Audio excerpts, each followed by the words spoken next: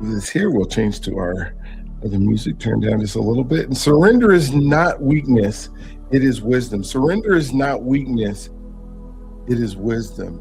I know when you think of like times when you've had to surrender, and I think we'll just use it in different contexts today than surrender, but we must think about a military. A military battle is when we've said, I give up. I don't know if you've ever been in a fight with somebody and you're like, hey, and you were not on the winning side of that fight. And you said, enough is enough. I don't want to take anymore. Well, the verse today is humble yourselves before the Lord and he will lift you up. James 4:10, humble yourselves before the Lord and he will lift you up. Father, I choose surrender today, not as defeat, but as the wisest decision I can make. There's sometimes in life that we can surrender to different things in our lives. We can surrender to relationships, not in all aspects of a relationship, but maybe we surrender to something that we don't know in that relationship. Like it doesn't matter to me what goes on. I don't have to be in control of everything. I guess one of the things, when you want to try to call it surrender, I do not like to cook. I do not like to prepare meals. There's no part of doing that I actually enjoy. And I can say, well, I surrender that to my wife to be able to make sure that we have meals and things prepared. I think she likes doing it, but maybe she doesn't. But if she does, is that really true surrender? Is that surrender when you let somebody do something that you don't like to do anyways? No, I think surrender is when it's a little bit harder, when you do want that control, when you do want to take that. Maybe you got to surrender. Maybe you're not good with money right now, and you got to surrender that task of doing something that you love to do, like spend rate, to somebody else to hold your money when you really want to spend. Maybe something like that, right? The truth is, the world.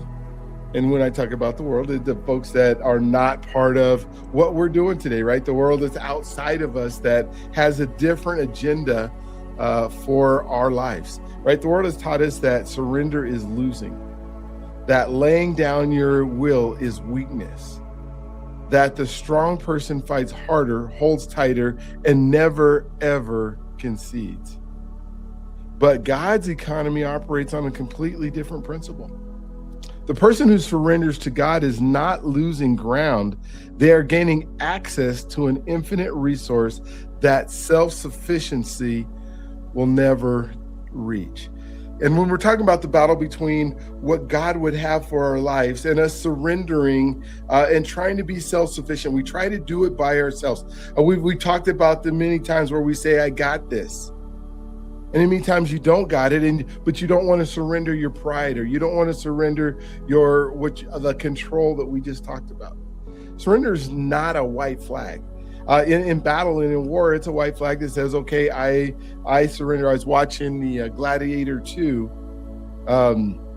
this last weekend and watching where that first battle, and I don't know if you've seen the movie, but there's a battle where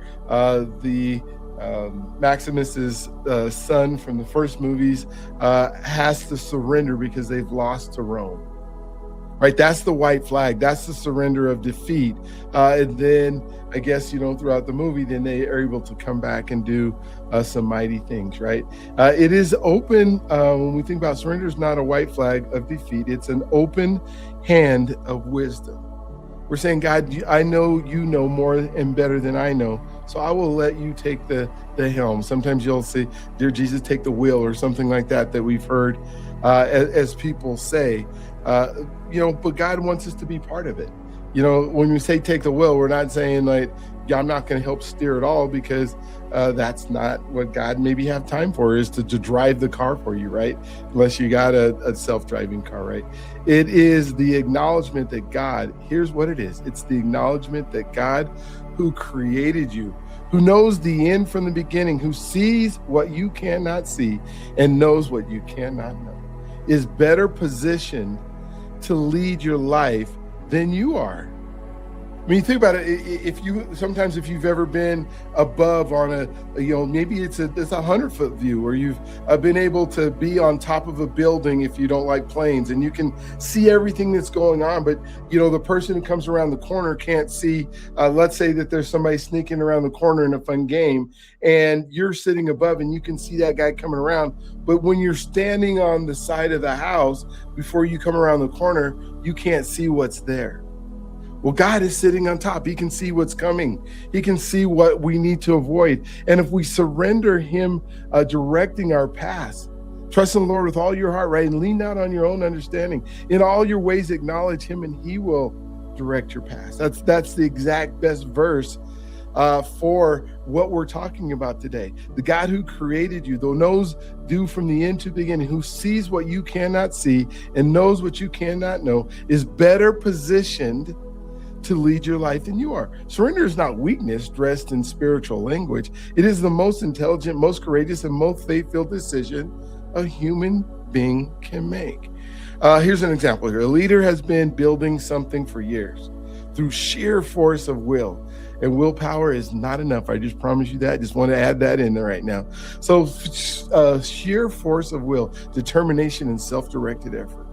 They are talented, they are disciplined, they are committed, and they are completely exhausted, tired, tore up from the floor up, right? Every decision carries the full weight of their own wisdom. Every setback is absorbed entirely by their own resilience. Every uncertainty is managed entirely by their own strategy. Then a season arrives that is too big for any of those tools to handle. And in the breaking of their self-sufficiency, they discover something they could not have found any other way. The supernatural lift that comes when a surrendered life gives God something to work with. What years of self-directed effort produced, God surpassed in a single surrendered season. Not because they stopped working, but because they finally started working with God instead of alongside him from a distance. So the story here is, I used to think that surrender was something you did when you ran out of options. It is not like, I can't do anything else. And in that battle and in that war situation, I can't do anything else. We got nothing left. I got nothing. I have to surrender. A last resort, a spiritual emergency measure, something for people who were not strong enough to handle things themselves. And so I surrendered late after I had exhausted every other option that I tried to do on my own. I had tried every strategy after I had held on so tight, so long that my hands were cramping from the grip. But God kept bringing me back to the same truth. Surrender is not what you do when you run out of strength. It's what you do before you waste any strength at all. It's saying, God, I don't know what to do here. You take it. You got it. When we're doing our, breathing and we're talking and we're doing our quiet moment of stillness and clarity, I said, if you got worry in your mind, give it to God right now. Right? But what if you gave it to God before the worry even showed up? Then the worry never has to come. Before you wasted strength on something God was always meant to carry. We talk about it in our intentions for today. I'm not going to spend my time on the things that are not mine to carry. The earlier I surrender, the less I lose. The sooner I yield, the sooner he lifts. The faster I humble myself, the faster he moves. I am still learning this. It is so hard not to think that you got to do stuff by yourself. I don't know where that comes from. But the older I get, the closer, the more that I find is I don't have to do this alone. But I am learning it faster than I used to. I can promise you that. So what's happening in our minds here? What's happening what does the science say? Research in cognitive psychology on what science called the ego depletion effect shows that self-regulation, we've learned a whole bunch of cool science terms. Ego depletion effect shows that self-regulation, the effort of making decisions, controlling influences, and managing outcomes, draws on a finite mental resource that depletes with use. The more we try to control everything through our own will and effort, the more quickly our cognitive and emotional resources are exhausted. Studies on spiritual surrender and psychological well being consistently show that people who practice regular surrender, releasing perceived control to a higher power, demonstrate lower anxiety, greater resilience, and more effective decision making than those who maintain high personal control orientation. What James calls humbling yourself before God, psychology calls releasing the ego depletion cycle. Both confirm that surrender produces a lift of self-sufficient that self-sufficiently never can. So our heart connection today, our heart connection is surrender is not what you do when you run out of strength, it's what you do before you waste strength on what God was always meant to carry. Where have you been treating surrender as the last resort that God has been asking you to make in the first place?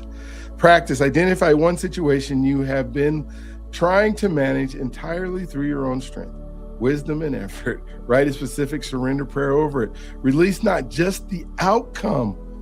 Whoa, don't release just the outcome, but your attachment to controlling how the outcome arrives.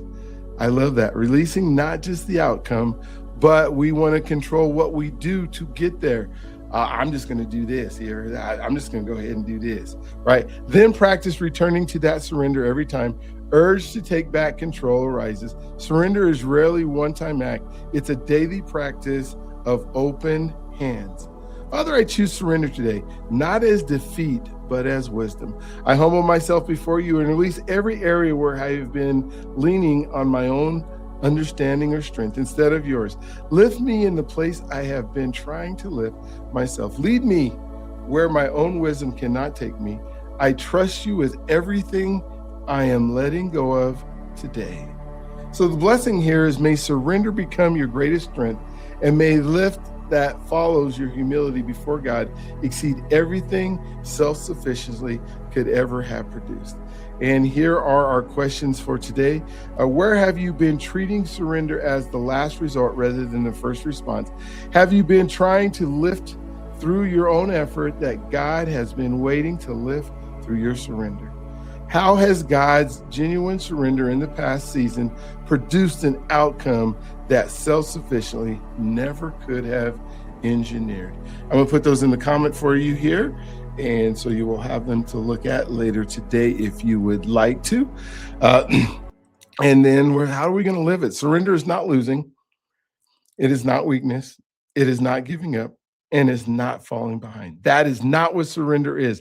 It is the wisest move available to a human being who's finally understood that God, who created the universe, is better positioned to lead their life than they are. Open your hands today. Release what you have been gripping. Humble yourself before God, who is ready to lift you the moment you stop trying to lift yourself. The lift is coming, but it comes after the surrender, not before. Surrender first and watch what God does next. All right, let's